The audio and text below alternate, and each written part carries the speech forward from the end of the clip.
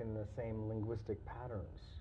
Well, an interesting thing about people is our tendency to habituate and addict to not only drugs and foods, but behavior patterns, Sure. ideologies, routines.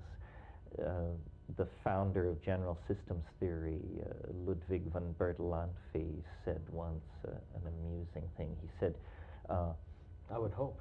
people are not machines, but in every situation in which they're given the chance to behave like machines, they will do so.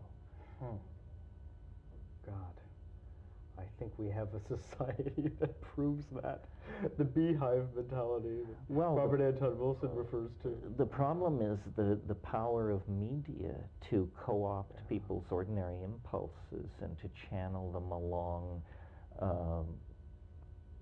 corporate or consumerist channels that are useful then not so much to the individual but to the organization that's doing the manipulating. Sure. Absolutely, and that is no doubt one of the main reasons there has been such legislation on all levels, social as well as legal, about such things as hallucinogenic plants.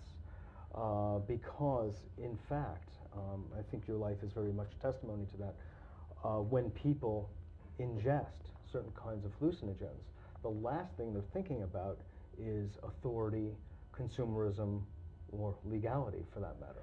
Well, it isn't even so much that it neutralizes the consumerist impulses. It actually dissolves and erodes them because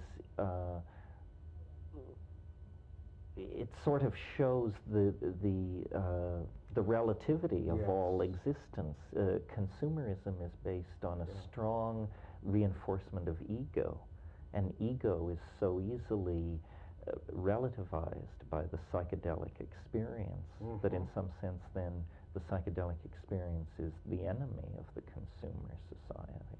Right. And this makes for political dynamite, or at least interesting political rhetoric. At least.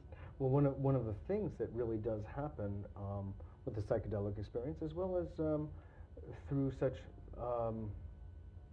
kind of simpler matters as contemplation or meditation, is people start to become cognizant of their lives, of their bodies, of the world around them, and the values that they're, in a sense, being asked to embrace through standard practices in the society.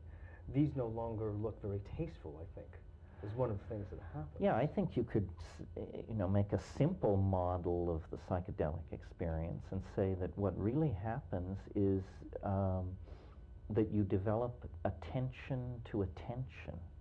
There's a pulling back. There's a second level of attention.